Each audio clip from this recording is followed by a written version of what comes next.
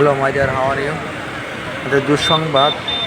আমি যেখানে চাকরি করতাম সেখান থেকে আমাকে 1 তারিখে ট্রান্সফার করা হয়েছে।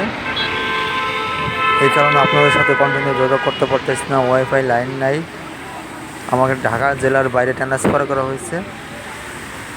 এখানে পরিবেশ এতই খারাপ, এখানে আপনার বাসা নাই, বুয়া নাই, গ্যাস নাই, রাস্তাঘাট নাই, দোকানপাট নাই, এমন পরিবেশ। প্রত্যেক গ্রামের পরিবেশটা এখানে চলাফেরা খুবই কষ্টকর।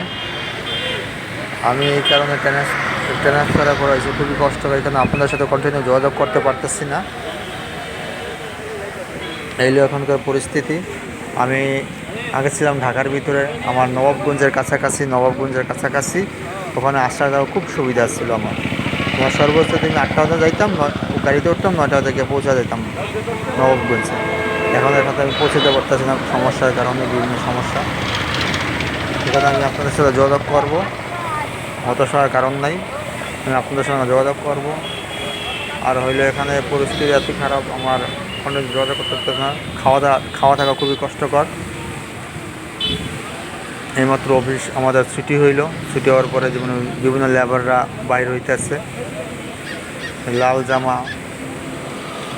বিভিন্ন লেবারে দেখেন লেবাররা বাইর হইতেছে। এখানে বিভিন্ন কোম্পানির লোক আছে, এটা ইপিজেড বিভিন্ন লেবাররা বাইরে হইতে দেখতেছেন, লাল জামা, বিভিন্ন কোম্পানির লেবাররা বিভিন্ন কন্ট্রাকশনের কাজ করতেছে এরা। এবার লেবারগুলো বাইরে মাত্র ছুটি হয়েছে, লেবারগুলো মাত্র বাইরে লেবার বাইরে হয়েছে এই বৃষ্টির ভিতরে, এই বাইরে দেখুন বাইরে হইতেছে, ওই যে দেখ বাইরে যাইতে আসছে, সবার লেবার। গাড়ি গেটের ভিতরে পরিবেশ ভালো আছে, অফিসের ভিতরে পরিবেশ ভালো, কিন্তু বাইরের পরিবেশ একেবারে খারাপ।